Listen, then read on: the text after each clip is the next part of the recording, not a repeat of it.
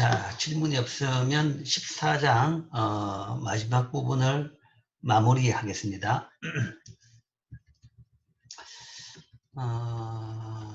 지난 시간까지, 아니, 14장, 그렇죠?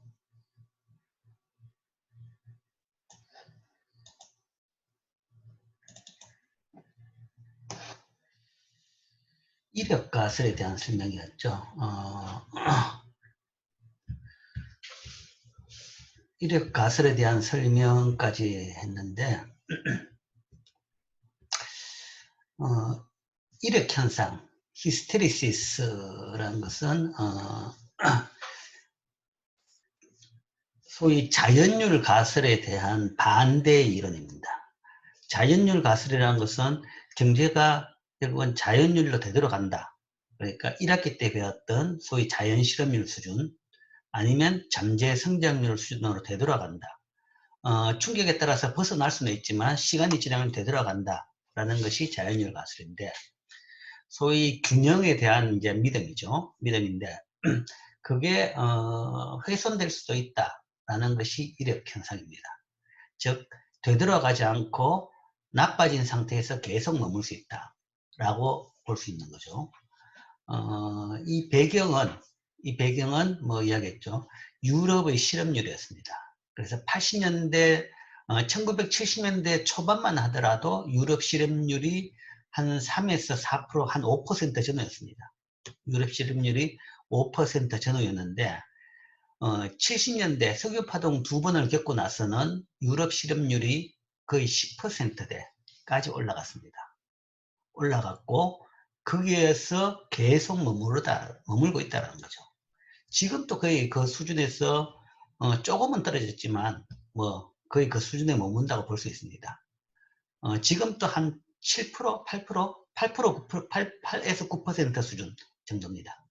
그래서 우리나라 실업률에 비해 가지고는 거의 한 2배, 3배 정도까지 높은 상태가 지금 지속되고 있습니다.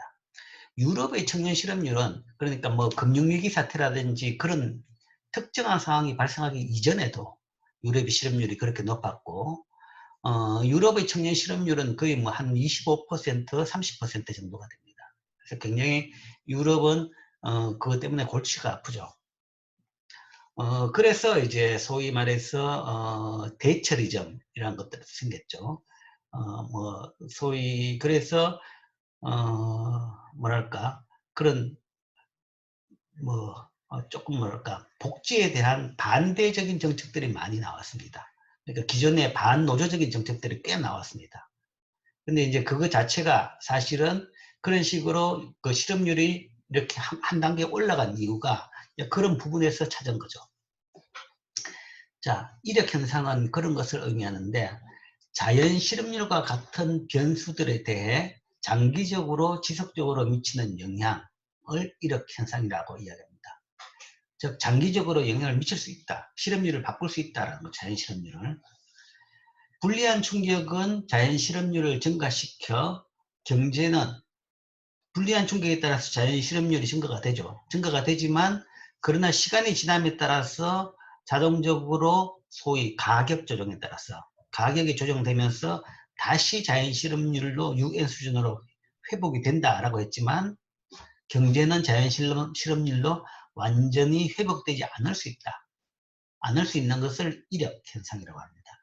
이 히스테리시스라는 것은 물리학 용어인데 물리학에서 소위 질의 변화입니다. 품질의 변화.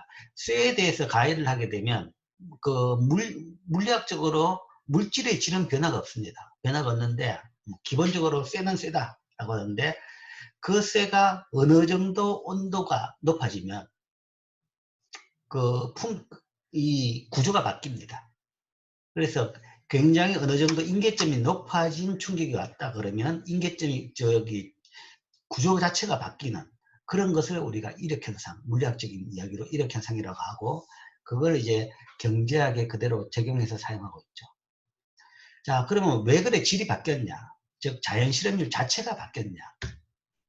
실제 우리가 이것도 관찰을 통해서 나온 현상을 가지고 이런 이론을 만들었습니다. 관찰 결과 바뀌더라라는 거죠.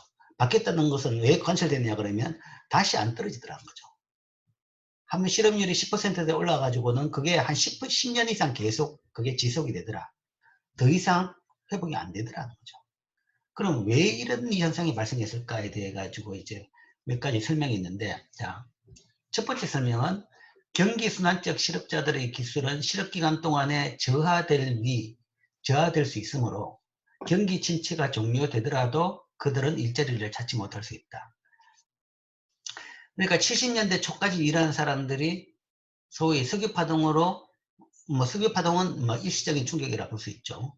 석유파동으로 경기가 나빠져가지고 실업자가 됐다. 그런데 이제 그 충격이 없어지고 나면 다시 이제 일자리로 되돌아올 것이다 라고 했는데, 그 석유파동이 2번에 걸쳐가지고 한 10여 년 정도 계속됐습니다. 그러다 보니까 자기가 일하던 공장들이 다 문을 닫은 거죠.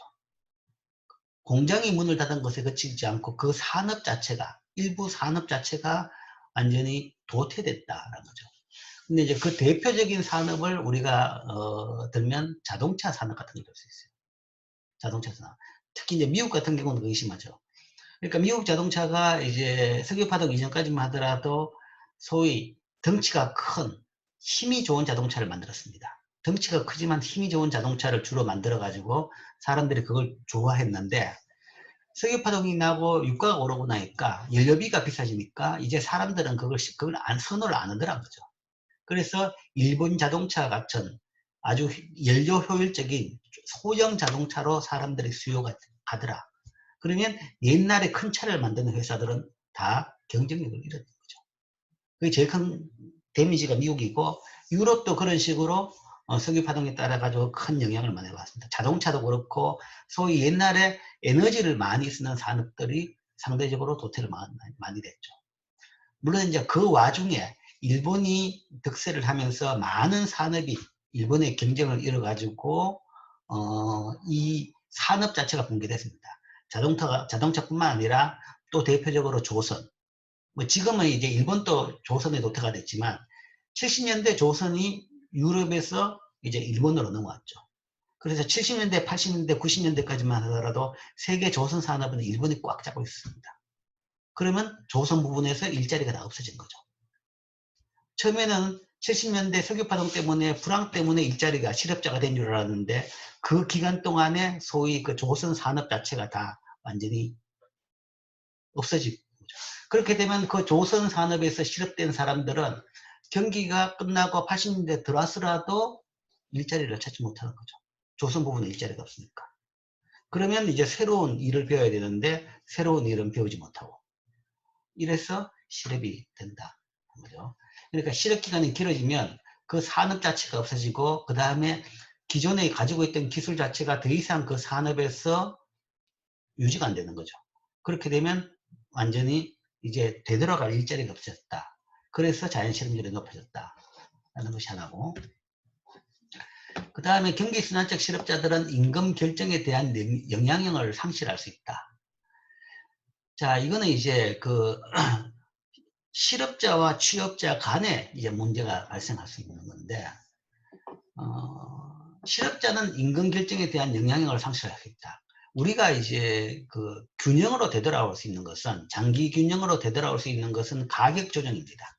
가격 조정이라는 것이 생산자가 생산 비용에서 가격, 그 물건의 메뉴 코스트 차원에서 물건 가격 조정도 있고, 그 다음에 이제 제일 중요한 가격 하나가 임금이죠. 그래서 실업률이 높아지면 일을 하기 위해서 낮은 임금에도 일을 할 것이다. 일을 하게 된다라는 거죠. 그럼으로써 기업들이 고용을 더 많이 함으로써, 임금이 떨어지니까 고용을 더 많이 하니까 다시 이제 저비용으로 물건을 만들어내고, 그렇다 보면 이제 다시 경기가 회복된다 라는 이야기를 하는데, 그 채널이 작동을 안 할 수가 있는 거죠. 실은 임금이 안 떨어지면. 임금이 떨어져야 돼. 떨어져야지 회복이 되는데, 임금이 떨어짐으로써 회복되는 채널 자체가 작동을 안 할 수가 있는 거죠. 그것은 즉 실업자들이 그냥 낮은 임금에도 일을 하겠다고 하지만, 낮은 임금을 받겠다 하더라도 고용을 안 시켜주는 거죠. 이 경우 내부 노동자들은 자신들을 위해서 더 높은 임금을 형성할 수 있다. 뭐 그러니까 우리나라에도 흔히 현대자동차 예를 많이 드는데 뭐 실제 훨씬 낮은 임금에도 일하겠다는 사람이 많지만 현대자동차 같은 경우는 굉장히 고임금이 구조가 되어 있습니다. 되어 있는데 그 자체가 이제 노조와 소위 사용자 간의 소위 그 임금 협상에 따라 그래 된 거죠. 사용자 입장에서는 노조가 파업을 한다 그러면 파업을 통해 가지고 많은 손실이 발생하죠. 그렇기 때문에 그 손실 비용을 당할 바야 그냥 그것보다 적다 그러면 임금을 올려주는 거죠. 그러니까 그거는 그 기업 자체 내에서 의사결정으로 서로 그렇게 임금이 올라가는데 국가 전체, 경제 전체적으로 본다 그러면 오히려 그렇게 임금을 안 넣고 조금 적게 받고 대신에 더 많이 고용해주면 좋은데 그게 안 된다. 그리고 이제 더 큰 문제는 지금 또 현대자동차에 이제 그 문제가 많이 심각해지는데 그런 식으로 임금이 자꾸 오르다 보면 결국은 기업은 생산성 유지를 위해 가지고 자동화 정도를 더 높입니다. 자, 자동화가 좋고 기업이 더 효율적이고 소위 첨단 기업이 되는 것 같지만 문제는 일자리는 줄어든다는 거죠. 자동화가 무조건 좋은 건 아닙니다. 자동화가 무조건 좋은 건 아닙니다. 자동화가 왜 생기냐 그러면 임금이 상대적으로 높아지기 때문에 경쟁이 심해지기 때문에 자동화가 생기는 거죠. 그러니까 그렇게 안 높으면 자동화 할 필요가 없었는데 임금이 높아지니까 점점 자동화 정도를 높이게 돼가지고 전체 산업 전체에서 거기서 고용할 수 있는 일자리가 줄어든다는 것이죠. 이런 것들이 이제 또 하나의 문제인 겁니다. 뭐 여기다가 더하기 소위 최저임금제 또 그런 것은 문제입니다. 그러니까 지금 현재 이제 실업자가 많다라고 이야기한다 그러면 물론 이제 최저임금을 높여가지고 전체 근로자의 복지를 높일 수는 있겠죠. 뭐 그런 차원이 있는데 고용된 사람은 좋습니다. 고용된 사람은 좋은데 고용이 안 된 실업자는 이제 문제가 되는 거죠. 최저임금을 하게 되면 분명히 실업자는 더 늘어날 수밖에 없습니다. 그러니까 기업들이 더 고용을 가능한 한 그 임금을 못 준다 그러면 고용을 안 하는 거죠. 옛날 같으면 그 임금을 안 주는 기업이나 아니면 뭐 가게 같은 것도 영업을 했을 건데 이제는 그 정도 임금을 못 준다 그러면 그런 가게는 다 문을 닫았을 것이고 그런 기업은 자동화를 했든지 아니면 기업 자체를 안 했을 거죠. 청산을 하게 되는 거죠. 그래서 그만큼 일자리가 줄어든다. 이런 것들이 이런 현상 자체가 소위 그러니까 이것은 이제 두 가지 현상이죠. 소위 구조적 실업이라고 그러는데 앞에 거는 실업 기간이 굉장히 길어지고 산업 구조가 변하면 아예 일자리가 없어지는 그런 것 때문에 실업률이 높아지는 구조적 실업이 발생하고 그다음 두 번째 같은 경우에는 제도적인 실업이라고 볼 수 있습니다. 이거는 제도적인 실업 때문에 일자리가 높아지는 근데 이제 이것은 뭐 이런 이야기죠. 아까 대처리점을 이야기했는데 복지 제도를 너무 빠르게 추진을 해버리면 이제 이런 문제가 생깁니다. 그 나라 수준에 비해서 너무 빠르게 복지 제도를 해버리면 실제 실업률이 높아진다라는 거죠. 그래서 역사적으로 본다 그러면 복지 제도를 제일 먼저 추진한 나라가 영국입니다. 영국이 소위 1차 대전 끝나고 난 뒤에 요람에서부터 무덤으로 라는 캐치프레이드 하에서 거의 뭐 전생에 걸친 복지 제도를 도입을 했죠. 그래서 가장 복지 선진국이었습니다. 그것은 1차 대전 끝나고 난 뒤에 소위 많은 식민지를 바탕으로 해가지고 엄청난 부를 쌓았기 때문에 그런 복지 제도를 실행할 수 있었고 추진할 수가 있었는데 이제 그게 2차 대전이 끝나고 70년대 석유파동이 일어나니까 이제는 그때 뭐 1차 대전 이후에는 영국은 소위 해가 지지 않는 나라라는 이야기했죠.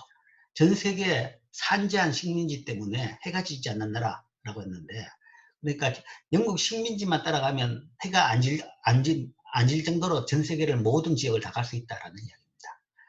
그런 나라였는데 2차 대전이 끝나고 난 뒤에 상대적으로 영국의 산업의 경쟁력이 떨어지면서 그 다음에 그러니까 식민지들이 다 독립되고 난 뒤에 식민지에서 들어오는 부는 줄어들고 그 다음 자체적으로 해야 되는데 상대적으로 식민지에 안주하던 경제였기 때문에 산업의 경쟁력은 떨어지고 있는 거죠. 떨어지다 보니까 점점점 들어오는 돈은 줄고 나가는 지출은 옛날 정도, 옛날 그대로였다. 그러다 보니까 더 이상 경제가 유지가 안 되는 거죠.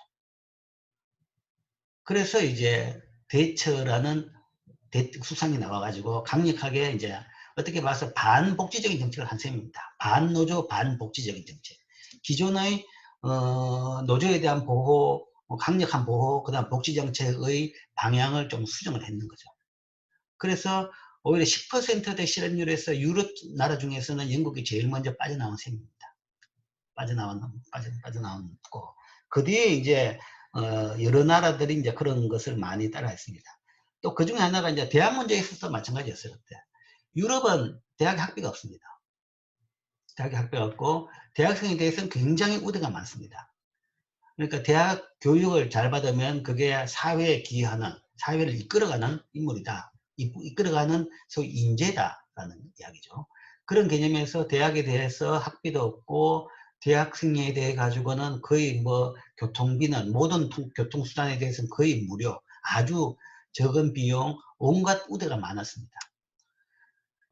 그런데 이제 그게 계속되다 보니까 어느 순간에 그 대학생들이 대학에 안주를 하게 되고 졸업을 안 하는 거죠. 대학이 되니까 편하죠. 그러다 보니까 이제 졸업을 안 하고 10년, 20년 대학을 다니는 사람들이 많이 생기더라. 그런 부작용이 생기니까, 물론 다수는 아니지만 일부 그런 사람이 생기는 거죠. 그러다 보니까 이제 유럽에서도 그 이후에는 대학을 유료화로 바꾸었습니다. 대학을 유료화로 바꾸는 거죠. 어느 정도, 물론 전액은 아니지만 어느 정도 학비는 내게 만든다라는 식으로 시스템이 바뀌었습니다. 완전히 무료였던 대학 등록금 자체가 유료화로 바뀐 거죠. 80년대, 90년대 들어서 유럽 대학은 유료화가 됐습니다. 뭐 우리나라도 그 예를 든다 그러면 카이스트가 그랬죠. 전에 국비였던 대학이었는데 뭐 2000년대 들어가가지고 소위 학점이 어느 이상 안 되면, 그래 학점이 굉장히 낮으면 학비를 내도록 그런 식으로 이제 제도를 바꿨습니다. 그런 것들이 이제 다 이런 현상, 이런 복지제도의 부작용이죠. 뭐 복지제도가 나쁘다는 건 아닙니다. 대부분 사람들은 그 취지에 맞춰가지고 그게 잘 작동하는데 일부 사람들은 그걸 악용하는 사람이 있는 거죠. 그러니까 그런 일부 소수 때문에 이제 전체 틀이 흔들리는 거죠. 사실은 그렇다 그러면 이 복지제도를 조금 더 정교하게 디자인을 해야 됩니다. 정교하게 디자인을 한다는 것이 아까 학비도 마찬가지죠. 그러니까 공부를 열심히 안 하는 사람들이 대학에서 안주하는 걸 막을 수 있도록 뭐 학점을 가지고 이야기를 한다든지 뭐 그렇게 할 필요가 있는 거죠.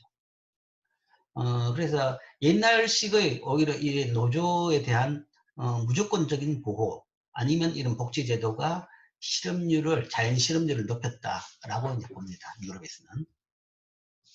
그 결과 경기 순환적 실업 상태에 있는 외부 노동자들은 경기 침체가 끝나더라도 구조적 실업 상태에 남아 있을 수 있다. 그래서 일부 기업들은 임금이 굉장히 높은데 낮추면 더 많은 사람을 고용할 수 있는데도 불구하고 다 밖에 있는 사람들은 일자리를 찾지 못하는 그런 실업률이 높아지는 상태가 있을 수가 있는 거죠. 자, 이런 걸 우리가 이력 현상이라고 합니다. 자, 지난 시간에 여기까지 했죠. 자, 그러면 오늘은 다음 장으로 넘어갑니다. 다음 장인데, 뭐, 수업객스에 있는데 15장은 안 하고 건너뛰겠습니다.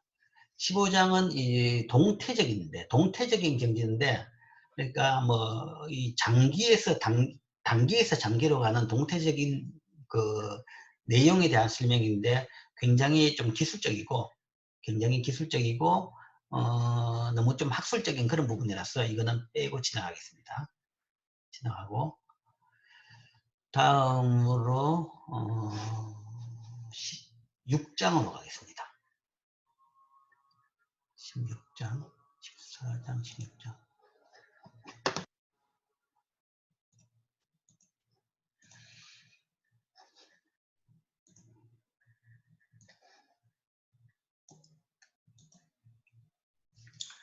자, 그 다음 장이 사실은 여러분 지금 심판에서 이제 이게 16장인데 판이 바뀌면서 챕터 순서가 좀 바뀌었죠.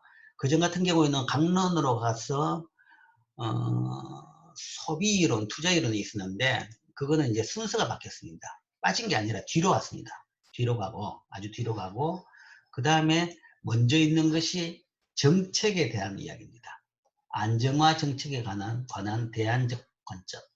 안정화 정책이란 것은 아까 뭐 쉽게 이야기하면 우리가 계속 시뮬레이션 했던 재정정책, 조세정책 아니면 통화정책입니다. 통화정책. 즉 경제가 Y바에서 벗어나 있다. 그럴 경우에 자연적으로 Y바로 되돌아갈 때까지 기다리는 게 하나의 방법이 있고 그걸 기다리는 것이 힘들 것 같다. 그러면 지금 이야기했던 재정 아니면 조세 아니면 통화정책을 이용해 가지고 Y바로 이동시키는 그런 것을 안정화 정책이라고 합니다. 그러니까 불안정한 값에 가 있을 경우 그걸 안정된 값으로 보내는 안정화 정책이죠. Y바로 보내는 정책. 자, 이 정책에 대한 이제 그 평가, 이 정책에 대한 평가. 교과서적으로 봐가지고는 그림에서 그래프로 그려가지고 아주 쉽게 이동시킬 수 있습니다. 근데 이제 그게 가능하냐라는 얘기죠. 자, 정책에 대한 평가. 지금 뭐 사실 코로나 사태에 따라서 인류 역사상 가장 강력한 안정정책이 전 세계적으로 시행되고 있습니다. 1929년 대공황에 따라서 실행된 정책보다도 더 강력한 정책이 지금 거의 모든 나라에서 실행되고 있는 셈입니다. 대부분 나라에서. 그런 정책에 대한 평가죠.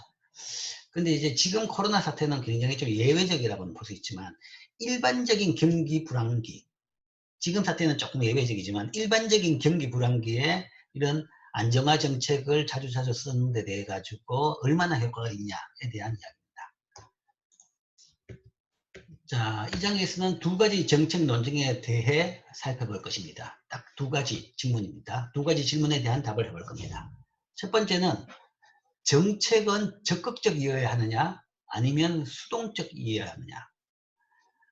사태가 생기면 당장에 들어가가지고 뭔가 정책을 실행하는 게 필요하냐 아니면 적극적으로 하지 말아야 되느냐. 수동적이냐. 수동적이냐는 것은 그냥 사태에 따라 가지고 질질 끌려가면서 그냥 정책을 해야 되느냐 이야기입니다. 적극적으로 뛰어들어 가지고 정책을 해야 되느냐 아니면 수동적이어야 되느냐. 두 번째는 정책은 규칙에 따라야 할 것이냐 아니면 재량적이어야 하느냐. 그러니까 어떤 룰이 있다. 예를 들어 가지고 실업률이 높아졌다. 그러면 통화량을 늘린다. 라는 것이 이제 그런 규칙입니다. 일반적으로. 우리가 이 모형을 통해 가지고 분석된 그 결과입니다. 그런 식으로 이 사안에 따라서 1대1 매치해 가지고 똑같은 그런 정책을 해야 되느냐, 어떤 때는 했다가 어떤 때는 또 안 하기도 하고 그렇게 해야 되느냐. 규칙을 만들어서 그러니까 올바른 정책대로 그대로 항상 그것만 해야 되느냐, 아니면 때에 따라서는 그 반대, 때에 따라서 말만 하고 안 해도 되느냐 라는 그 두 질문입니다. 적극적으로 정책을 해야 되느냐 아니면 규칙적으로 해야 되느냐. 이 판단에 대해서 판단을 할 수 있는 중요한 이 개념 자체가 이런 겁니다. 내부 시차 문제죠. 그 다음에 루카스 크리틱, 루카스의 비판, 그 다음에 시간 불일치성, 이거는 이제 재량적 정책의 문제입니다. 불규칙적인 정책을 우리가 시간 불일치성의 경우입니다. 시차 문제, 인플레이션 타겟팅, 자동 안정장치, 그 다음 정치적 경계순환, 자, 그 통화주의자, 이런 것들에 대한 우리가 용어를 볼 겁니다. 자, 첫 번째 질문이 이거였죠. 정책은 적극적으로 해야 되느냐 아니면 피동적으로, 수동적으로 해야 되느냐. 자, 적극적으로 정책을 해야 된다는 사람들의 논리는, 이것을 지지하는 사람들의 논리는 먼저 경기 침체는 수많은 사람들한테 경제적 고통을 안겨준다. 그러니까 당연히 적극적으로 해야 되지 않느냐. 이번 학기에 내가 지금 교양 수업을 하나 하고 있는데 질문을 딱 받아보니까 어떤 한 학생이 딱 이런 질문을 했어요. 그러니까 선거 전이니까 한 달 전쯤에 그때 한참 그 뭐랄까 긴급, 그러니까 거의 전 국민 70%한테 돈을 주는 그 정책에 대해 가지고 그 정책을 교수님은 어떻게 생각하세요? 라는 질문을 했습니다. 그래서 뭐 내가 어떻게 생각하는 건 중요한 건 아닌데 경제학자들은 일반적으로 그런 거는 바람직하지 않다고 생각한다 라고 이야기했죠. 그러니까 이제 학생은 발끈하더라고 당장에. 아니 사람들이 지금 이렇게 무급 휴직을 당하고 일자리가 없는데 가만히 있어야 됩니까? 어? 그걸 왜 하면 안 됩니까? 라고 이제 학생은 발끈해요. 그러니까 첫 번째 논리가 이거죠. 일단 사람들이 경제적 고통을 안고 있다. 그러면 뭔가 해야 되지 않느냐. 이게 이제 첫 번째 정책에 대해 가지고 당연히 지지하는 입장입니다. 이게 국가가 왜 있냐. 뭔가 국민들이 고통스럽다 그러면 그때 그것을 해결해 줘야 되는 게 국가가 아니냐 하는 얘기죠. 그래서 국가가 해결할 수 있으면 당장에 달려들어야 해야 됩니다. 그래서 이게 첫 번째 당연히 적극 정책에 대해 가지고 찬성하는 사람들의 입장입니다. 정책을 하자는 사람들의 논리죠. 당연히 일리가 있는 거죠. 그리고 법적으로 그렇게 되어 있습니다. 법에도 뭐 미국 법에 되어 있지만 정부는 완전 고용과 생산을 촉진하기 위해서 지속적인 정책과 책임을 진다. 국가가 왜 존재하느냐? 그런 뭔가 필요하면 역할을 해야 된다라는 차원이죠. 우리나라 법에도 그렇게 되어 있습니다. 그러니까 한국은행법에는 한국은행이 첫 번째가 통화가치 안정이지만 플러스 그 다음에 소위 고용을 촉진하기 위해 가지고 정책을 해야 된다라고 되어 있습니다. 그 다음에 우리나라 헌법에서도 국가의 기능에 대해 가지고 이런 사람들의 경제적인 이 고통을 줄이기 위해서 정책을 해야 된다라고 되어 있습니다. 당연한 거죠. 그 다음에 그래서 당연히 사람들이 고통을 받고 있다 그러면 국가로서는 존재 이유 자체가 뭔가 정책을 해야 된다라는 거죠. 그 다음 이제 총수요 총공급 무용은 충격에 대응해서 경제를 안정화시키기 위해서 어떻게 재정정책과 통화정책을 시행할 수 있는지를 보여줬죠. 그러면 우리가 교과서에 배운 대로 그렇게 정책을 하면 되는 게 아니냐라는 것이 정책에 대해서 적극적인 사람들의 주장, 입장입니다. 입장인데 자 그런데도 불구하고 왜 정책에 대해서 아까 이야기했죠. 경제학자들은 일반적으로 이런 정책에 대해서 부정적으로 본다. 하고 있죠. 경제학자들을 서웨이를 쭉 해보면 적극적인 정책을 하자라는 데 대해 가지고 찬성한 사람이 10에서 20% 정도밖에 안 됩니다. 한 80% 정도는 바람직하지 않다라는 거죠. 왜냐하면 효과가 없기 때문에. 효과가 있으면 당연히 하죠. 당연히 하는데 효과가 없다는 거죠. 효과가 없는 게 아니라 정책이 오히려 부작용만 낸다. 정책은 그러니까 반대하는 사람들의 입장은 정책은 장기적으로 변동적인 시차를 겪는다.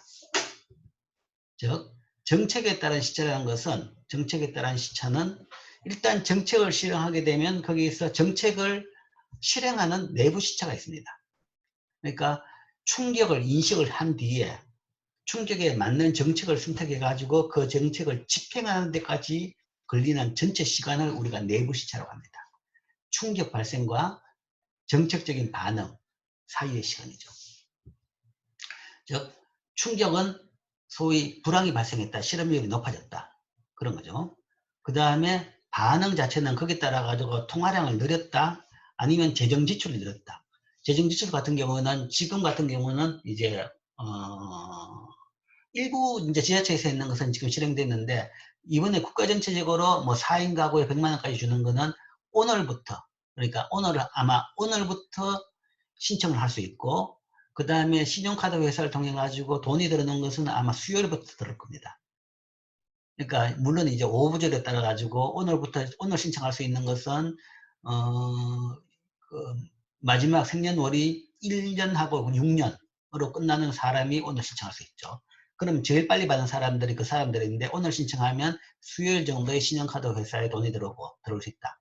그러면 신용카드 회사에 내 계좌로 돈이 들어오는 그 순간이 바로 정책이 집행된 겁니다. 정책. 그때까지 시간이죠. 그때까지 시간입니다. 이제 이 쭉 과정을 본다 그러면 첫 번째는 충격을 인식하는 데 걸리는 시간이죠. 코로나 사태 같은 경우는 이 시차는 거의 없다고 봐도 됩니다. 물론 이제 몇 달은 있었죠. 처음에 중국에 10월 달에 이게 발생했고, 그 다음에 거기에 대해서 그게 뭐 세계적으로 이렇게 번질지는 잘 몰랐죠. 다들 자기 나라에 번지니까 그때부터 뜨거워 라는 거죠. 그래도 뭔가 몇 달 정도밖에 안 됐습니다. 이 정도라 그러면 시차가 굉장히 짧은 겁니다. 어쨌든 일반적인 경기 불황 같은 경우는 과연 경기 불황이 발생했는지를 인식하는 데 시차가 굉장히 많이 걸립니다. 한 짧아도 3개월, 보통 한 6개월 정도 시차가 걸리는 거죠. 우리가 이 불황이 발생했다는 것을 아는 것은 실업률 데이터 아니면 소위 생산 데이터입니다. 생산 데이터의 가장 정확한 데이터는 GDP인데, 우리가 Y는 GDP죠. GDP 데이터인데, GDP 데이터는 속보치가 3개월 뒤에 나오지만 확정치는 1년 반 뒤에 나옵니다. 그러니까 GDP는 전수조사이기 때문에 시간이 굉장히 많이 걸려요.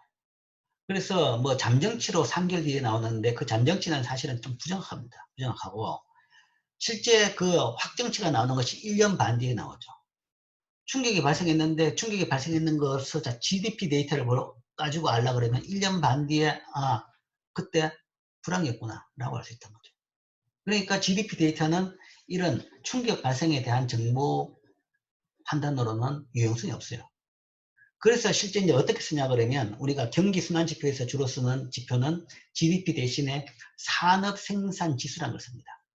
그러니까 제조업 산업 생산 지수. 제조업 회사들한테 서베이를 해가지고 매달 서베이합니다. 해가지고 자 공장을 지금 돌리냐 마냐 물어봤습니다. 그래서 공장을 돌리는 비율을 이용해가지고 그것을 우리가 판단하게 됩니다. 근데 그것마저도 시차가 최소한 2~3달은 걸리죠. 그러니까 매달 하는데 매달 하루는 잡아가지고 조사를 하고 그 다음 조사해가지고 전화 가지고 가서라든지 전화 가지고 다 이제 물어봐가지고 그것도 이제 샘플 조사입니다. 정수조사도 아니고 물어봐서 그걸 집계해가지고 발표하려고 그러면 그게 한 두 달 이상 걸립니다. 그죠? 그래서 충격에 걸리는 시차가 굉장히 길다. 그 다음에 불황인 걸 알았다 그러면 그 다음으로는 집행하는 데 시간이 걸리는 거죠. 집행을 하려고 그러면 재정정책 같은 경우에는 일반적으로 지금 재정정책도 시차가 많이 걸렸던 큰 이유가 그것이 국회 추경을 통과해야 됩니다. 국회에서 그러니까 정부 재정 지출은 다 국회의 예산안 동의 내입니다. 기본적으로 예산안은 작년에 통과되면 그게 올려 쓰는 겁니다.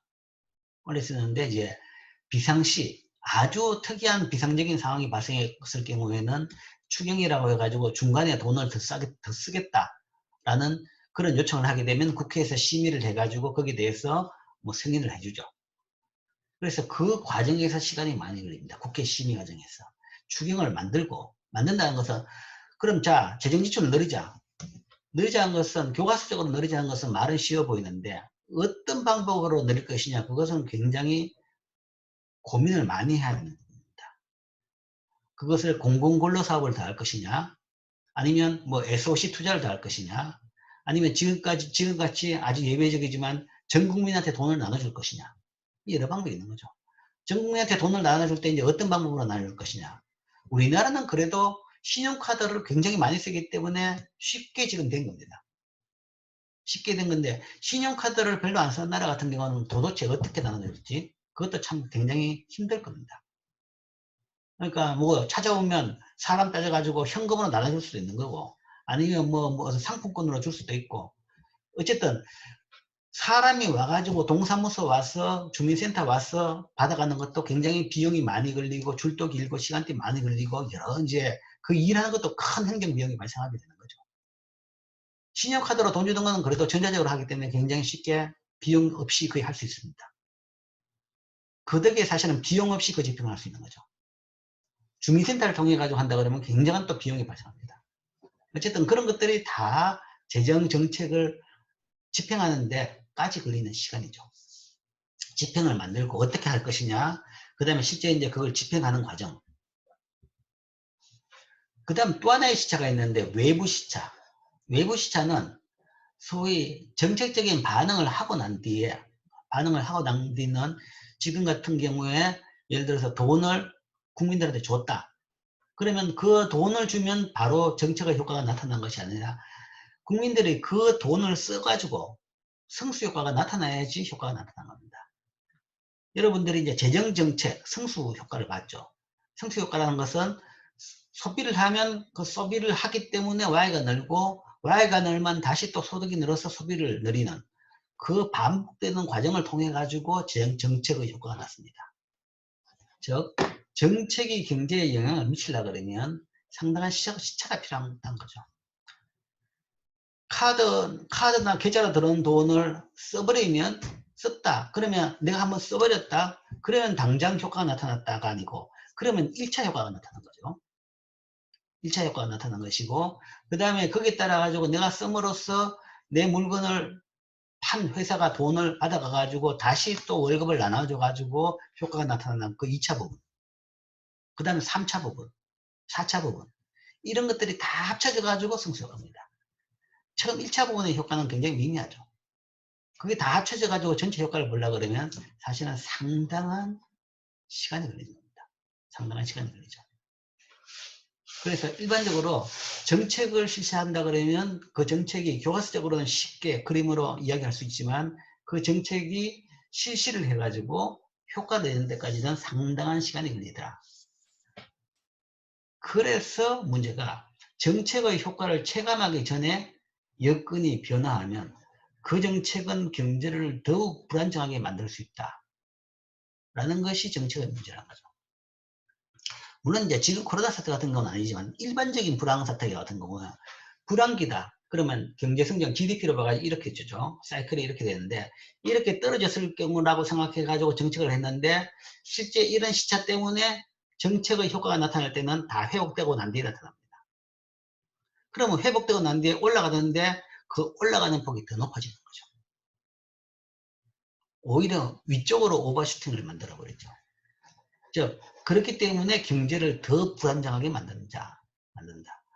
오히려 실제 불황일 때 필요할 때는 효과가 안 나타나고 경제는 다 회복돼 가지고 이제 더 이상 올라가면 경기 과열이 돼 가지고 안 좋을 상황인데 불구하고 그때 효과가 나타난다는 거죠. 그렇기 때문에 경제를 더 불안정하게 만들 수 있더라.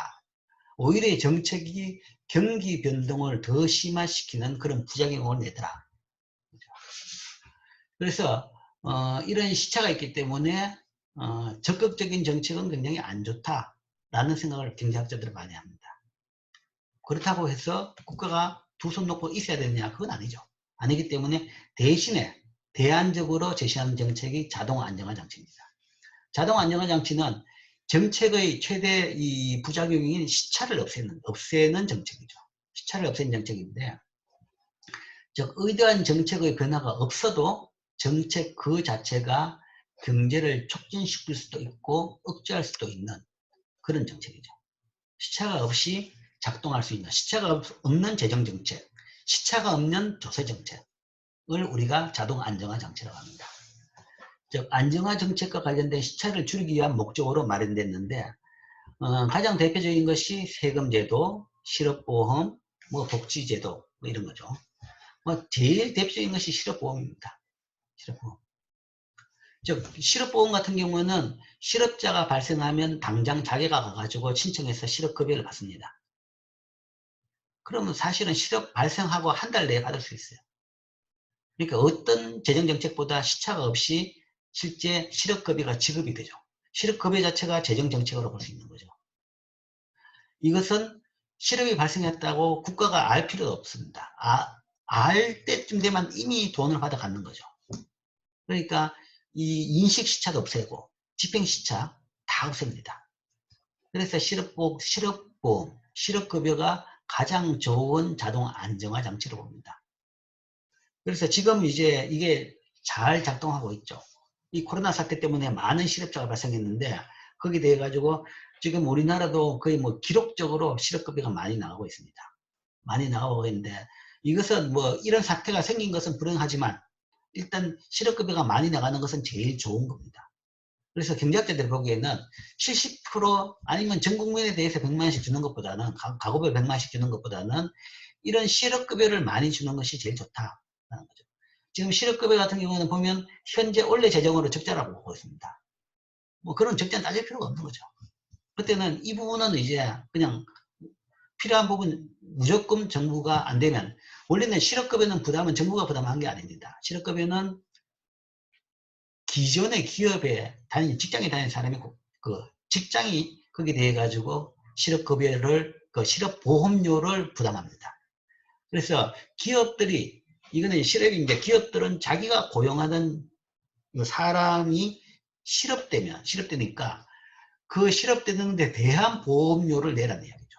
그래서 고용자 수가 많으면 당연히 거기에 따라 실업자가 많을 수 있을 테니까 전체 고용자 비율에 따라 가지고 기업들이 그 보험료를 내게 되어 있습니다. 보험료를 내 가지고 그 돈 가지고 실업급여를 지급을 하는 거죠. 그래서 아마 이번 사태가 있고 난 뒤에 내년에는 그 기업들이 부담하는 실업보험료가 엄청나게 한 배 정도는 오를 거라고 지금 보고 있습니다. 상당한 부담이 되죠. 근데 이제 이런 경우 비상사태라 그러면 이런 경우에는 기업에 부담을 시키는 것보다는 뭐 능력 있는 기업에는 부담을 시키는 게 괜찮은데 일괄적으로 기업에 부담시키면 능력이 없는 기업은 이것 때문에 기업을 못하는 일이 생기는 거죠. 그래서 이런 경우에는 능력 있는 기업한테는 돈을 더 받아가지고 그게 법인세죠. 이익이 나는 사람한테는 법인세를 받는 겁니다. 그런 기업에 더 받아가지고 국가 안 되면 세금으로 이 실업급여를 비상시니까 이거는 보충을 해줄 필요가 있는 거죠. 일반적인 경기 변동 같은 경우에는 기업들이 내가지고 이게 운영하는 게 맞습니다. 맞지만 지금 비상시에는 이런 것을 세금으로 운영하는 게 바람직하다. 그래서 이게 가장 좋은 자동 안정화 장치. 그 다음에 세금 제도도 자동 안정화 장치 기능을 하는 것이 많은 세금은 소득이나 이익의 비율에 따라서 세금을 냅니다. 그 이야기는 소득이 많으면 세금을 많이 내고 소득이 적으면 세금을 적게 내죠. 기업이 이익을 발생 못 시키면 세금을 안 냅니다. 그러니까 그 소득이나 이익 같은 경기가 좋으면 많을 것이고 경기가 나쁘면 소득도 적고 이윤도 적겠죠. 그러면 당연히 세금을 적게 내죠. 그러니까 세금 자체가 자동적으로 경기하고 반대쪽으로 움직입니다. 경기하고 같은 쪽으로 움직이죠. 경기가 좋으면 많이 내고 세금이, 경기가 나쁘면 세금이 줄어드는 그런 현상이죠.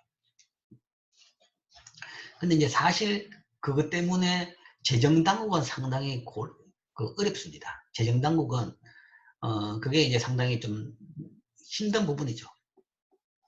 사실은 재정당국 같은 경우는 경기가 나쁠 때 돈이 더 많이 필요합니다. 아까 말한 대로 경기가 나쁠 때는 이런 지금 사태 같은 경우는 실업급여를 좀 더 줘야 되고 아니면 뭐 또 공공근로사업이랄까 SOC사업 그런 것도 좀 더 많이 해야 되고 뭔가 경기를 회복시키기 위해서 돈을 더 쓸 일이 더 많이 생기는데 세금은 더 주는 거죠. 세금 수입이 더 줄기 때문에 문제입니다.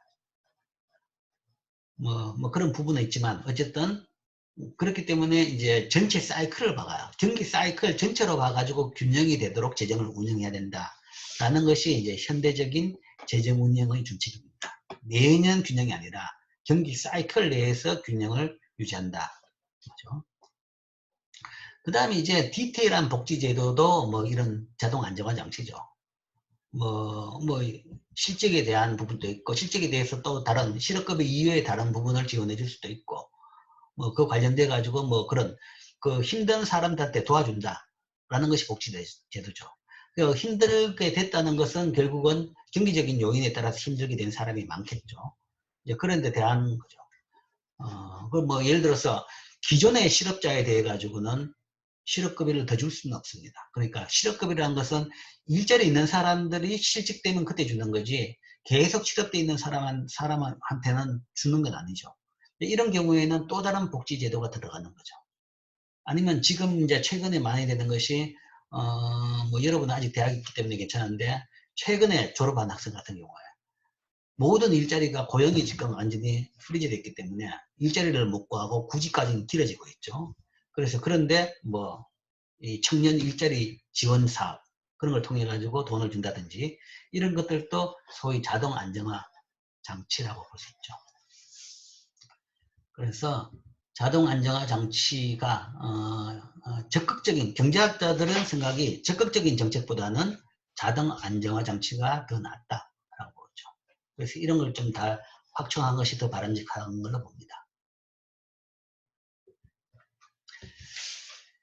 자, 그 다음에 자동 안정화 장치의 필요성에 대한 논리적 근거로 이야기한 것이 그거죠. 이제 시차이죠, 시차.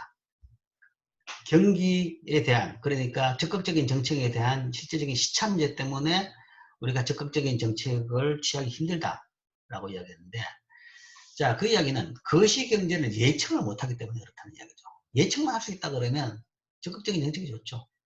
올바로 예측할 수 있으면 거기에 따라서 사안이 발생하기 바로 전에 뭔가 하면 재정정책을 딱 해가지고 불황을 막아버리면 되는 거죠. 불황을 안 생기게 하면 되는 거죠.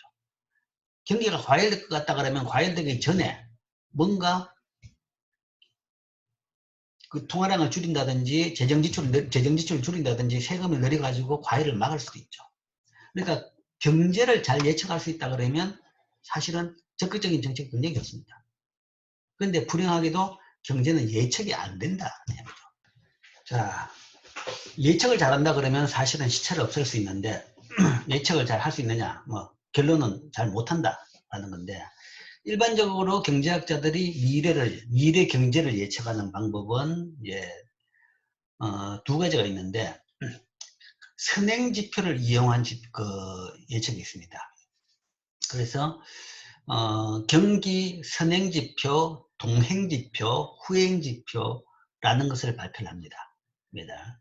그래서 일단 이 지표 자체가 만들어진 것은 타겟 자체는 3개월 뒤의 경제 상황을 봐가지고 그 경제 상황을 예측할 수 있는 것을 목표로 해가지고 가장 잘 예측하는 지표를 이용해서 여러 지표를 이용해서 그 값을 가중 평균치를 해서 선행 지표를 만듭니다.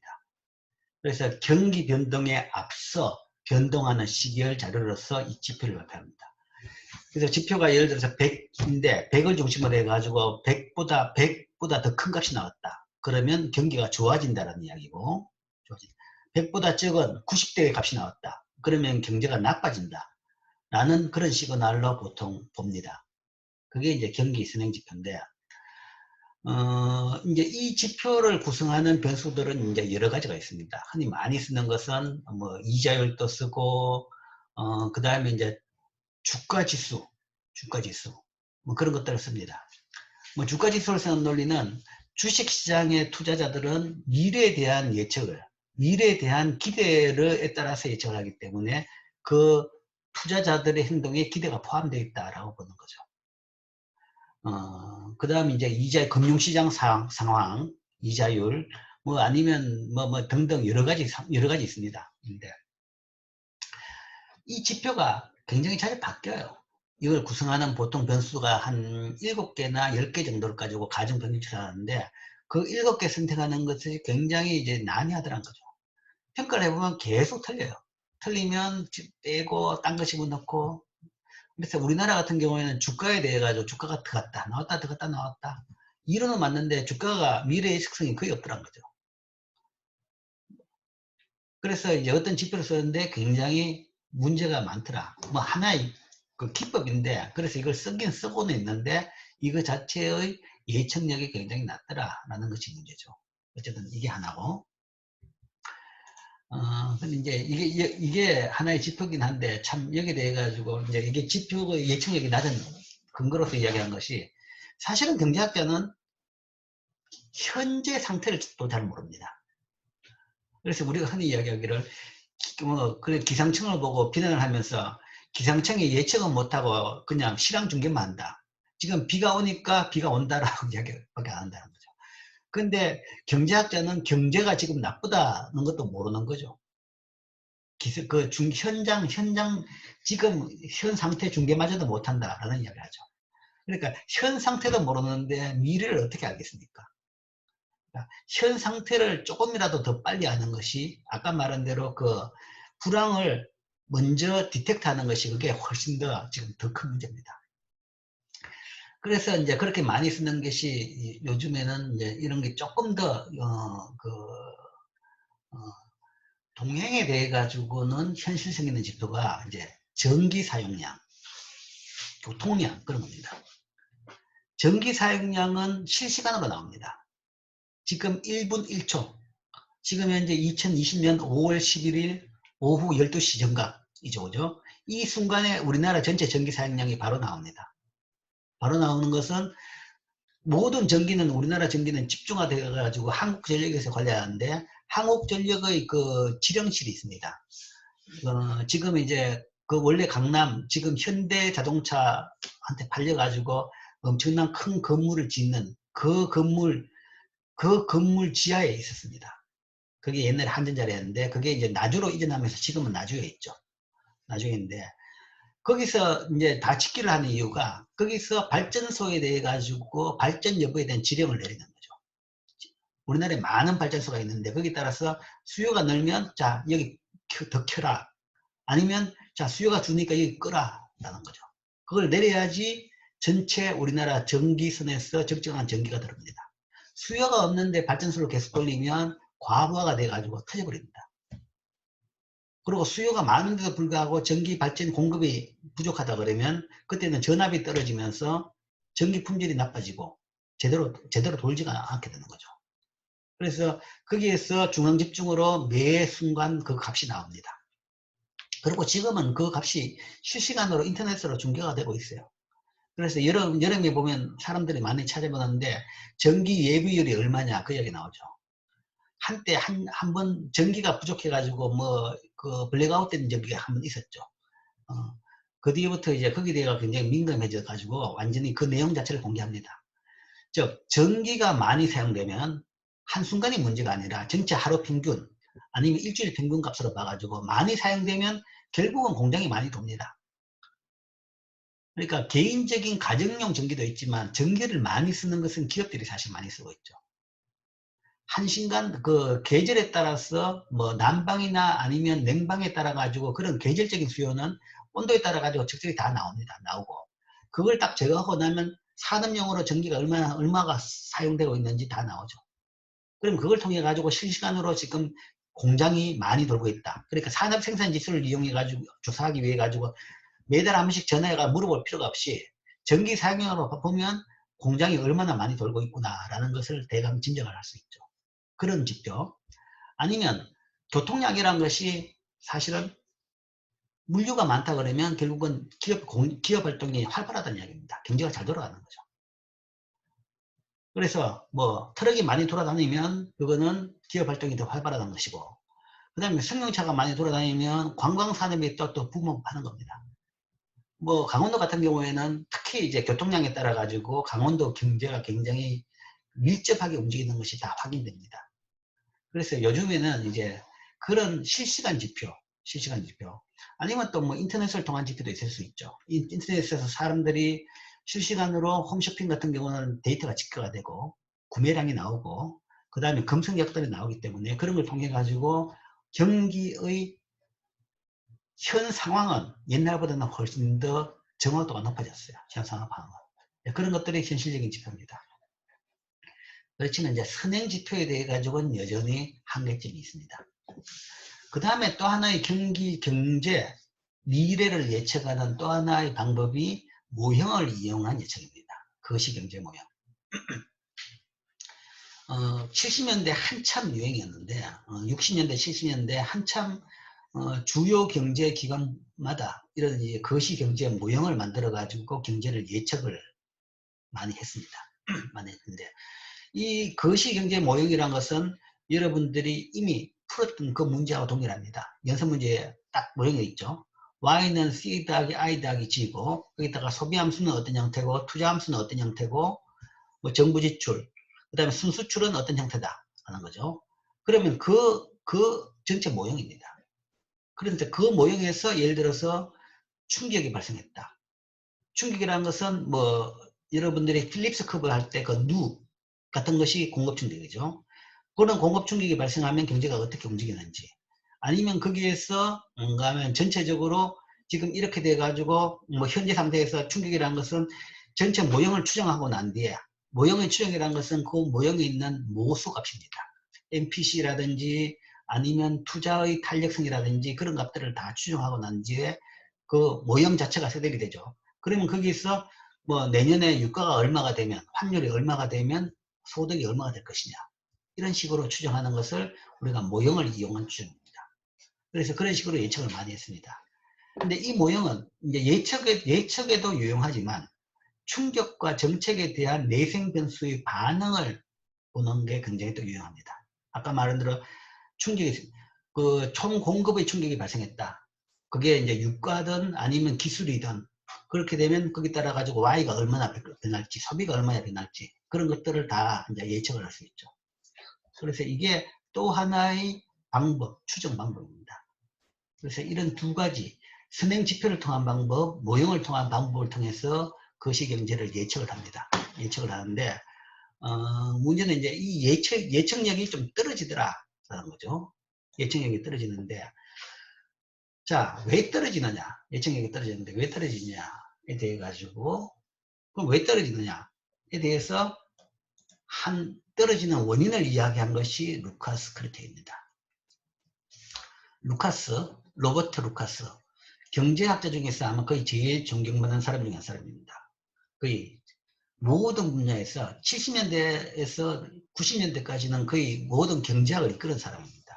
소위 합리적 기대 가설을 시작한 사람이고, 먼저 제안한 사람이고, 그 다음에 여러분들이 지금 이제 그 거시를 배우면 1학기 때 후반에 대한 성장론을 배우죠. 그 성장론이 사실은 그 거시력이 없었습니다. 그냥 강론이었는데, 성장론을 메인으로 끌어온 사람도 이 사람이고, 그 다음에 금융에서 자산관리 이론, 주가 결정 이론을 만드는 사람도 이 사람입니다. 그래서 이 대단한 가장 그 존경받는 경제학자인데, 시카고 대학 경제학자인데, 뭐 95년에 합리적 기대 가설로서 이제 노벨 경제학을 받았죠. 뭐 합리적 기대 가설뿐만 아니라 뭐 이 사람 없이는 대단한 사람입니다. 그 정도의 이제 그 중에서 하나의 업적 자체가 이 루카스 크리틱이죠. 정책 변화의 효과를 예측할 때 과거의 데이터를 통해서 추정된 모형이 사용되죠. 아까 우리가 이제 모형을 통한 경제 예측, 추정을 이야기할 때 먼저 모형을 추정한다는 이야기를 했습니다. 모형을 추정한다는 것은 소위 계량경제학적 테크닉을 이용해서, 계량경제학 테크닉이라는 것은 그 각 변수의 과거 값들을 이용해 가지고 모수를 추정하는 겁니다. MPC나 아니면 탄력성 값들을 추정해내는 거죠. 그 추정하는 것은 소위 회귀분석이라고 해서 여러분들이 계량경제학을 배우면 다 배웁니다. 아니면 경제통계학에서도 간단한 것을 배우죠. 그래서 과거 데이터를 통해 가지고 그 모수 값을 계산하는 방법. 그것이 소위 과거 데이터를 통해서 모형을 추정한다라고 하는 거죠. 그러니까 모형이라는 것은 모형의 모수, MPC 값 같은 경우에는 다 과거 값을 통해서, 과거 데이터를 통해서 소비나 소득이나 아니면 세금이나 그런 데이터를 통해 가지고 추정된 값입니다. 그런데 루카스는 해당 정책 변화가 변수 간의 근본적인 함수 관계를 변화시키는 방향으로 기대를 변동시킨다면 이러한 예측은 타당하지 않을 수 있다라는 것을 시작한 거죠. 그럼 과거 데이터를 통해 가지고 이 MPC가 나왔지만 사실은 상황이 바뀌면 더 이상 그 MPC는 유용하지 않을 수가 있는 거죠. 그건 과거 데이터고, 지금 예를 들어 가지고 예를 들어서 지금 이번에 실시하는 정책, 그러니까 뭐 긴급 어쨌든 그 가구별로 돈 나눠주는, 전 국민한테 나눠주는 이런 정책을 했다. 이런 정책의 효과를 볼 때 과거 MPC를 가지고 이 소비를 추정하기에는 맞지 않는 거죠. 그러니까 이거는 뭐 따져본다 그러면 3달 내에 안 쓰면 돈이 없어진다. 그러니까 3달 내에 다 쓸 거라는 이야기죠. 대부분 사람들 쓸 겁니다. 그리고 전액을 다 쓰는 거죠. 이건 안 쓰고 저축을 할 수 없게 만들어 놓은 겁니다. 물론 쓰는 것 자체도 뭔가 하면 대기업은 아니고 주로 중소기업이나 지역에만 쓰도록 해놨죠. 그러니까 이런 것들을 과거 데이터로 나타냈던, 추정됐던 모수 가지고 효과를 판단한다 그러면 그거는 틀릴 수 있다. 즉, 이러한 예측은 타당하지 않을 수 있다는 거죠. 특히, 우리가 이미 배웠죠. 그 합리적 기대 가설. 사람들은 정책에 따른 변화를 다 고려해가 행동한다는 거죠. 정책에. 그러니까 이 정책 이전에 과거 데이터에서 나온 모수가 있을 따름이지, 지금 새로운 정책이 나왔다 그러면 거기에 따라서 이 모수 자체가 바뀔 수 있죠. 그렇기 때문에 그 복잡 단어는 사람들의 반응에 따라서 기존 과거 데이터까지 추정된 모수는 사실은 불확실할 수 없다. 틀릴 수밖에 없다. 그렇죠? 그게 루카스의 비판입니다. 과거 데이터로 추정한 모형 자체는 미래 예측에서는 적절하지 않다. 정확성이 떨어진다. 즉 과거의 경험을 기초한 예측. 예를 들어서 통화 증가율의 상승은 실업률을 감소시킬 것이다.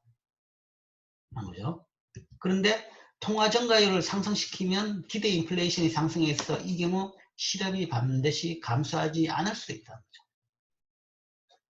통화 증가율에 따라서 사람들이 바로 기대 인플레이션에 반응을 해버린다 그러면 자연 실업률 가설이 성립할 수도 있어요.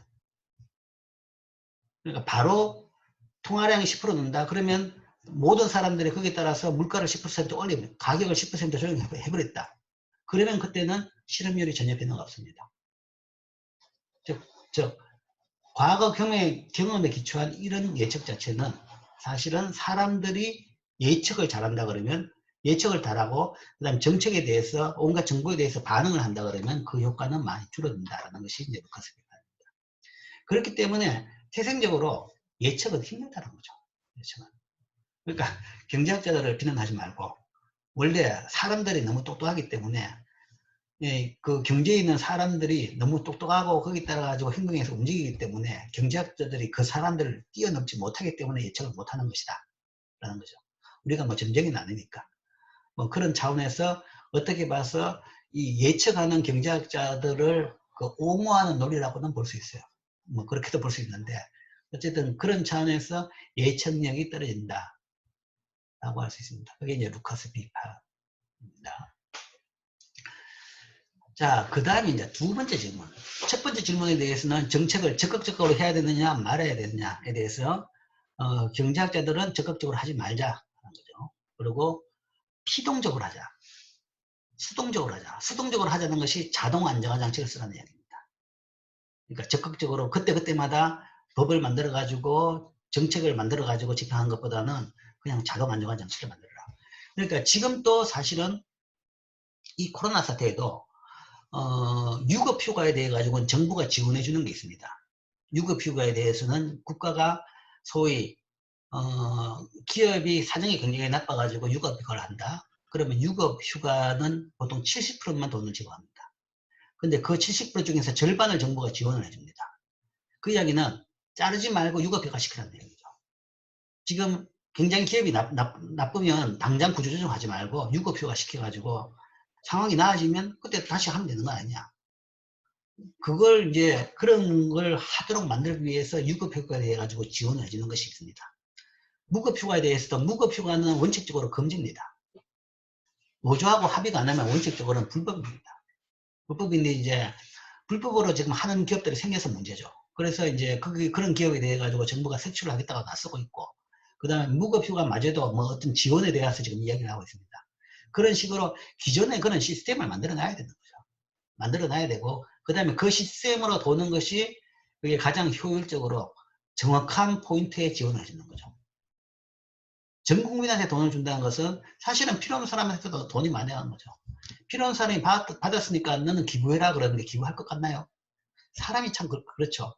사람이 나빠서 그렇다기보다는 그 기부가 그렇게 많지가 않을 거라는 것이 그게 이제 사람의 뭐 불행한 본성입니다. 본성이니까 이제 그게 문제고, 물론 정책에 대해 가지고 반대하는 사람도 있을 것이고 뭐 그런 거겠죠. 그렇기 때문에 피동적인 정책, 수동적인 정책을 하라라는 것이 경제학자들의 생각입니다. 그다음 두 번째 질문은 정책은 규칙에 입각해야 할 것인가 아니면 재량적으로 해야 되느냐, 딱 룰에 맞춰야 될 것이냐 아니면 그때그때 다르게 해야 될 것이냐 하는 이야기인데, 이제 이 대표적인 논문이 있습니다. Rules vs Discretion 이라는 대표적인 논문이 있는데 이제 그 이야기입니다. 정책 위반자들은 미리 여러 상황에 어떻게 정책적으로 대응할지 공표하고 이를 준수할 것을 약속하는 것을 규칙에 따른 정책이라고 합니다. 그런데 이거 아니고 재량적인 정책은 사건이 발생하고 그 상황이 변함에 따라서 정책 위반자들은 그들이 내린 판단을 사용해서 적절하다고 생각하는 정책을 적용시키는 겁니다. 그러니까 이 부분은 앞에 부분은 우리가 이제 주로 재정정책이었겠죠. 근데 이 뒤에 부분은 주로 통화정책에 대한 이야기입니다. 통화정책에 대해서 룰과 디스크레션에 대한 얘기입니다. 자, 규칙에 따른 통화정책의 대표적인 경우에는, 자, 여러분들이 한국은행 홈페이지에 가보면 정책 방향이 딱 법으로 명시되어 있습니다. 법으로 명시되어 있고 법에 따라 가지고 정책 방향을 3년마다 딱 정해져 있습니다. 정해져 있다는 것은, 자, 한국은행은 인플레이션 레이트를 어떤 범위 내에 있도록 만들기 위해서 정책한다는 거죠. 그 범위를 벗어나지 않도록 정책을 한다. 즉, 물가가 오르는 것을 막고, 그 다음에 물론 반대 밑에도 막아야 되겠죠. 디플레가 생긴 것도 막는, 그것이 정책 방향입니다. 그리고 그 정책 방향을 행정부하고 의논해가지고 3년마다 업데이트를 합니다. 경제가 변하니까 뭐 한 번 정해가지고 계속 할 수 있는 건 아니죠. 그게 몇 퍼센트가 될지에 대해 가지고는. 그러니까 딱 퍼센트를 맞춘 거 아니라 퍼센트 전후로 아래로 1%. 2% 하면 2에서 4%. 아니면 1% 하면 예를 들어 0에서 2% 사이. 이런 현재는 아마 1.5%일 겁니다. 0.5에서 2.5% 사이에 물가가 머물도록, 정확하지는 않는데 확인해봐요. 그 사이에 머물도록 정책을 한다라고 분명히 홈페이지에 공표가 되어 있습니다. 그건 법적으로도 공표되어 있고, 그거 자체가 규칙에 따른 정책을 하도록 만든 겁니다. 그러니까 결론을 이야기하면 재량과 규칙 중에서 지금 규칙을 손을 들었다는 것이 경제학자들의 입장이죠. 그리고 대부분 나라에서는 이걸 선택했고 여기 따라 가지고 규칙을 다 만들었습니다. 만들고 그 규칙을 지키도록 해놨습니다. 자, 왜 규칙을 만들고 규칙을 지키게 하느냐? 규칙을 만드는 이유는 정치에 대한 불신이죠. 정치에 대한 불신 때문에 경제 정책이 정치에 오염될 수 있는 가능성이 굉장히 큽니다. 정부가 결여된 정치인들이 무리한 요구를 많이 하죠. 공공의 이익과 부합되지 않은 정치인들의 이해타산에 따라 행동을 많이 합니다. 모든 정치인들은 돈을 쓰고 싶어요. 돈을 많이 쓰면 표가 되니까. 물론 이제 자기 지역구에 더 많이 쓰고 싶어 하죠. 자기 지역구 아니면 많은 사람한테 돈을 많이 쓰는 정책을 선호합니다. 선호하는 거죠. 물론 필요한 돈은 써야 되겠죠. 써야 되는데 이제 그 경계가 상당히 모호하죠. 모호하면 가능한 정치인들은 돈을 많이 써야 되는 거죠. 많이 쓰게 하는 거죠. 그렇기 때문에 법으로 꽉 찍어가지고 법으로 해가지고 이걸 규정을 해놓으면 그 법을 못 넘게 만드는 거죠. 그런 차원에서 규칙을 만들자라는 이야기입니다. 이제 최근에 이에 대한 이제 이런 정부가 결여된 정치인의 행동 중에 하나가 이제 이탈리아, 남은 나라에 가서 좀 미안하지만 이탈리아에 지금 한 2년 전에 정권이 바뀌었습니다. 거의 극우 정권이 들었었는데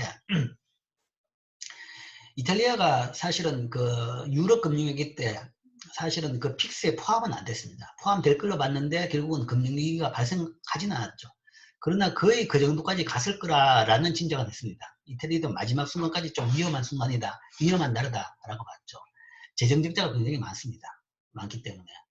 그 다음에 지금 굉장히 위험하게 보고 있죠. 위험하게. 2년 전에 그 정권이 딱 들어와가지고 이야기가 국가가 모든 걸 다 해야 된다라고 이야기한 거죠. 요즘에 이제 이 좌우의 개념이 조금 이상해졌습니다. 옛날에는 이 좌측 정권이 적극적으로 경제에 개입하는 정책이었는데 요즘에는 어떤 나라는 이제 극우 정권이 뭐냐면 돈을 많이 쓰자라고 주장하는 나라들이 꽤 나와요. 이 케이스인데 딱 와서 이야기가 아니 그러니까 국가가 적극적으로 이제 재정 지출을 늘려야 된다. 라고 이야기하는데 돈을 많이 써야 된다. 뭐 국방에도 쓰고 뭐 사회 간접 자본에도 쓰고 많이 쓰자. 그래서 경제를 회복시키겠다. 라고 이야기하는데 돈이 없다라는 거죠. 돈이 없다. 그러니까 돈이 왜 없냐? 이태리 중앙은행 가니까 금고에 금이 많던데 그 금 쓰라고. 그 금을 팔아가 쓰자. 금고에 금이 쌓여있는데 그거 놔두고 왜 돈 없다고 이야기하느냐는 거죠. 그러니까 그거는 진짜 썼으면 안 되는 진짜 통화 정발을 일으키는 절대 써서는 안 되는 그런 부분입니다. 뭐 절대는 없지만 가장 마지막에 쓸 수밖에 없는 그런 거죠. 국가가 완전히 무너질 때 그때 쓰기 위해서 놔두는 그리고 그걸 쓴다 그러면 그 자체로서 그 이태리 통화의 가치, 물론 이제 이태리는 유로를 쓰기 때문에 자국 통화 가치는 없지만 이태리 통화 가치 또는 이태리 채권의 국채의 신뢰도가 다 떨어집니다. 그래서 더 큰 데미지가 생기는 거죠. 근데 이제 그런 식으로 무책임한 발언을 하는, 그게 잘 몰라서 그렇죠. 그죠? 경제를 몰라가지고, 경제를 잘 모르는 정치인들이 그냥 이야기하면 이제 이런 식의 이야기까지 하게 되는 거죠. 그래서 그런 일이 어떻게 봐가지고 정상적인 상태에서는 절대 일어나지 않을 걸로 보던데 그런 일이 종종 발생합니다. 그래서 그걸 막기 위해서 이런 규정으로 이건 못하도록 막아주자는 거죠. 이게 이제 규칙에 대한 찬성은 제일 큰 건 그겁니다. 결국은 경제가 정치적으로 오염되는 걸 막자라는 것이 규칙에 대한 찬성론의 가장 기본입니다. 그 다음 두 번째는 재량적 정책을 하면 시간 불일치성이 발생합니다. time inconsistency라는 것은 소위 이때 말하고 저때 말하고 틀린 사람을 이야기하는 겁니다. 이때 그러니까 일관성이 없는 사람, 일관성이 없는 정책을 우리가 시간 불일치성이라고 이야기합니다. 자, 왜 일관성이 없느냐? 일단 이미 발표한 정책에 따라서 사람들이 행동하게 되면 정책 일반자들은 그 정책을 취소하고 싶은 유혹이 발생하는 거죠. 자, 합리적 기대에 따라서 사람들이 잘 움직인다. 그런 경우에 통화량을 늘린다 그러면 통화량 늘림에 따라서 물가가 오를 걸 생각해가지고 사람들은 거기에 대해서 반응을 다 합니다. 통화량을 늘려가지고 경기를 좀 더 회복시키겠다 하는 거죠. 그러면 통화량을 늘림에 따라 가지고 뭐 예를 들어 가지고 투자를 더 많이 한다. 다 행동을 한다는 거죠. 통화를 늘림에 따라 가지고 경제 효과가 나타나는 것은 사실은 사람들이 덜 행동해서 나타나는 겁니다. 물가에 덜 반영하기 때문에. 덜 반영하는 기간 동안에 물가가 오른데도 불구하고 오르지 않았다고 알게 되고, 그렇기 때문에 고용을 더 많이 하고 물건이 더 많이 팔리고 소비를 더 많이 해가지고 경제가 효과가 있습니다. 근데 자, 거기에 따라 가지고 효과가 있는데 사람들이 그런 정책을 딱 발표했는데 당장 효과가 발생하는 거죠. 그런 효과가 있을 거라고 생각하고 그 다음에 그 효과가 당장 발생하죠. 당장 효과가 발생했다는 것은 실제 내일부터 아니면 다음 달부터 통화 공급량을 늘리겠다 라고 발표했는데 거기에 따라서 당장 다음 날부터 지금 그 순간부터 그 효과가 발생하는 거죠. 사람들이 반응을 하고 움직이면. 그러면 원하는 Y 증가는 됐으니까 통화량을 늘리지 말고 싶은 생각이 생깁니다.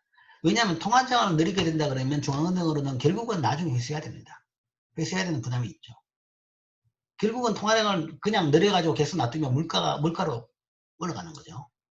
지금 통화정책을 하는 이유는 일시적으로 경기가 나쁘기 때문에 할 따름이지, 중앙은행은 기본적으로는 장기적으로는 K%를 따라야 됩니다.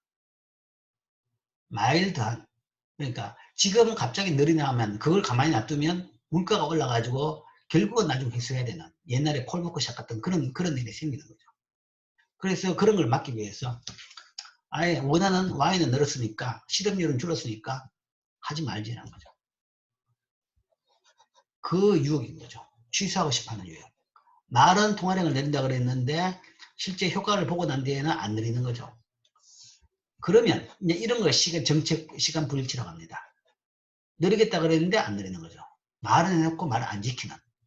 그러면 정책 위반자의 신뢰성을 무너뜨리고 정책의 효과를 감소시키는 거죠. 이렇게 되면 이런 문제가 생기는 거죠. 한 번 쏘면 한 번 쏘는데 그 다음부터 안 쏘습니다.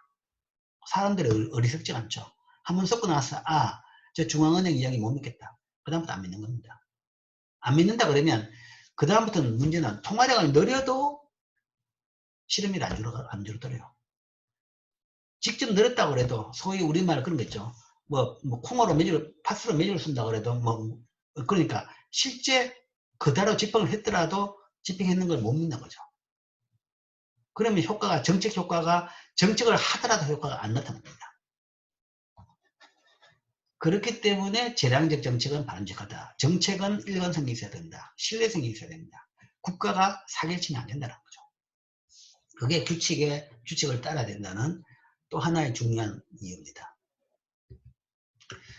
투자 불일치성에 의해 조금 전에 통화정책을 이야기했는데 미시적인 정책도 이제 이런 게 많이 있습니다. 예를 들어서 투자를 촉진시키기 위해서 정부는 자본소득세를 부과하지 않겠다 라고 하죠. 투자를 뭐 자본소득세 이제 우리나라에 아직 이런 개념이 없는데 뭐 자본소득세라고 그러면 기업에 대한 소득입니다. 기업에 대해서 일반적으로 있는 세금은 법인세죠. 그래서 기업이 이익이 있으면 이익에 대해 가지고 세금을 내는 겁니다. 이익이 없으면 세금이 없죠. 그런데 자본소득세는 그게 아니라 그냥 기업이 자본을 가지고 있으면 그 자본은 공장이죠. 기계나 공장. 그러면 개인들한테 재산세와 마찬가지로 기업들한테도 거기에 대해서 세금을 부과할 수도 있습니다. 개인들은 자본, 재산이 있으면 재산세를 냅니다. 집이 있으면 집에 대해서 세금을 내죠. 마찬가지로 기업에 대해서 이런 걸 부과할 수는 있습니다. 그런데 이제 정부는 이런 건 우리나라 정부는 부과를 안 하고 있죠. 근데 부과 안 한다. 어떤 나라 부과 안 한다. 라고 이야기하는데, 왜냐하면 이걸 부과한다 그러면 당연히 투자가 위축되겠죠. 적정 안 하더라도 세금 내가지고 기업 환경이 안 좋다. 그러면 이런 세금을 부과 안 하는 나라로 갈 것입니다. 그래서 이걸 막기 위해서 우리나라는 자본소득세를 부과하지 않는다 라고 이야기했는데 실제 공장을 지어가지고 그래가지고 외국 기업을 딱 유치해놨는데 외국 기업이 공장을 다 지어가지고 이제 잘 운영하고 있으면 그때 조세 수입이 필요하니까 우리 자본소득세를 부과하겠다 라고 한 거죠. 이런 것들이 대표적인 투자 시간 불치입니다. 이러면 이제 일단 들어오는 기업은 할 수 없죠. 문 닫고 나갈 수도 없으면 그냥 계속 세금을 내는 겁니다. 근데 이제 그 다음에는 더 이상 기업이 안 들어오는 거죠. 더 이상 기업이 안 들어오고 그거는 추가된 소득세 때문에 안 들어오는 부분도 있고 그거보다 더 이익을 낼 수 있더라도 그 다음 들어가면 또 무슨 세금을 또 부과할지 모르는 나라다. 그러면 그 나라에 안 들어가는 거죠. 이제 그런 게 대표적인 게 이제 뭐 베네수엘라 같은 경우 지금 이제 경제가 굉장히 안 좋죠. 그런 것들이 이제 대부분 국유화입니다.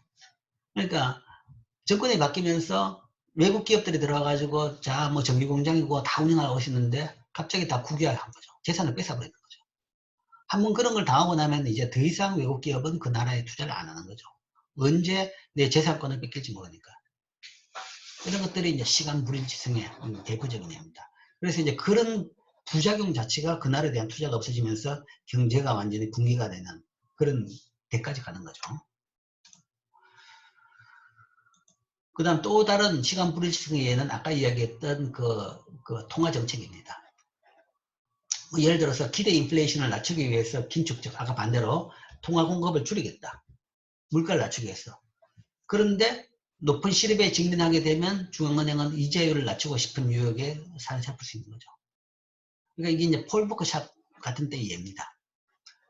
뭐 인플레이션 레이트가 너무 높으니까 그걸 낮추기 위해 가지고 통화 긴축을 합니다. 통화 긴축을 하는데 그렇게 되면 당연히 경제가 나빠지죠. 실업률이 엄청나게 높아집니다. 높아지는데 이렇게 실업률이 높아지면 이제 고민이 빠지죠. 고민이 빠지는데 물론 이제 사전에 그 정도는 알고 있어도 실제 당하면 굉장히 압력이 굉장히 많습니다. 많고 고민이 빠지는데 그렇게 되면 실제 뭐 합리적 기대 가설에 따라가 사람들이 이 말을 믿고 행동을 했다 그러면 사실은 처음 예상보다 실업률이 덜 높아졌어요. 그런데도 불구하고 실업률이 높기 때문에 이자율을 낮추고 싶은, 그러니까 통화 긴축을 덜 하고 싶은 그런 유혹에 빠지는 거죠. 그런 것들이 이제 시간 불일치성의 대표적입니다. 근데 미국 페드 같은 경우는 이때 이것을 진짜 말한 대로 그대로 했기 때문에 한 번 큰 실업률을 겪었지만 한 번 했기 때문에 굉장한 신뢰성을 가지는 정부가 됐는데 최근 트럼프 대통령 하에서 지금 굉장히 정부에 휘둘리는 그런 정책을 하고 있어가지고 지금 이제 두고 볼 일입니다. 두고 이번 사태, 그래 물론 이번 코로나 사태는 예외지만 코로나 사태 이전까지의 미국 페드의 그런 정책에 대한 행동에 대해 가지고는 두고 이제 또 다른 평가가 나올 겁니다. 그래서 그 다음에 이제 뭐 재정 개혁을 전제로 가난한 국가한테 지원을 해주기로 한다. 그죠? 제일 대표적인 예가 이제 금융위기입니다. 금융위기가 발생하면 IMF가 돈을 빌려주죠. 그러니까 돈 외화가 다 떨어져가지고 진짜 굶어 죽게 생겼다. 그러면 이제 일단 빌려줍니다. 빌려주고 대신에 정상적으로 갚을 수 있고 정상적으로 경제가 운영될 수 있는 걸로 바꿔라 라는 조건을 붙입니다. 그러면 일단 돈이 다 떨어진 나라는 뭐든지 다 하겠다라고 이야기하죠. 이야기하는데 그런 재정개혁을 하겠다. 일반적으로 이 재정개혁이라는 것은 재정 적자 때문에 발생했는데 적자를 줄이는 방향이죠. 적자를 줄인다는 것은 세금을 늘리는 겁니다. 지출을 줄이고 세금을 늘리는 거죠. 지출을 줄인다는 것은 대부분 복지 예산을 줄이고 복지 지출을 줄이고 공무원 수를 줄이는 겁니다. 공제를 줄이는 거. 그 다음에 세금은 더 받고 그게 재정개혁이죠. 당장 돈이 필요하면 그걸 하겠다라고 이야기하는데 돈이 들어오고 나면 말이 달라지죠. 돈이 들어오고 나면 전 국민들이 데모를 하고 그러면 국민들이 저렇게 못 살겠다 그러는데 우리 못 하겠다 이렇게 되는 거죠.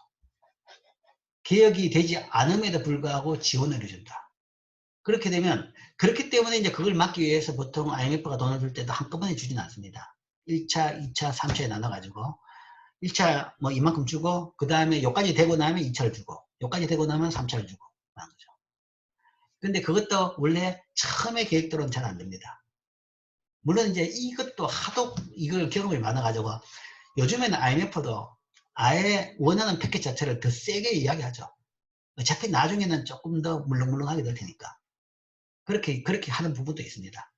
어쨌든 개혁이 처음 약속한 대로 안 되는데도 불구하고 결국은 지원이 이루어집니다. 그 이유는 기부하는 국가는 가난한 국가의 사람들이 굶어 죽는 것을 원하지 않기 때문이죠. 그 나라가 이제 물론 정치를 잘못하고 정책을 잘못하고 있는 건 맞는데 그러나 당장 이게 없으면 국민들이 고통스러우니까 그러니까 일단은 빌려줍니다. 빌려주고 계속 타협을 해가면서 빌리죠. 이런 것도 이제 대표적인 시간풀이 시스템이죠. 자, 그래서 이제 금융정책에 대한 규칙은 일반적으로 이제 어떤 규칙을 쓰느냐? 금융정책에 대해서는 규칙을 써야 되는데 봅시다. 규칙은 주로 이 규칙 정책은 금융 부분에서 중요하다라고 이야기했는데 가장 중요한 일반적인 규칙은 일정한 통화 증가율. 아까 K패스트라는 이야기를 했죠. 이게 통화론자들이 주장하는 겁니다. 그러니까 다들 알고 있는 그 정도 상식적인 수준에서의 매년 증가율을 하라라는 거죠. 급격이 디스크리셔널 그러니까 자유에 따라서 배당시키지 말라라는 것이 기본적인 주장입니다. 그런데 이제 이것도 유통속도가 안정적일 경우에만 총수요가 안정됩니다. 유통속도가 변한다면 다른 문제죠.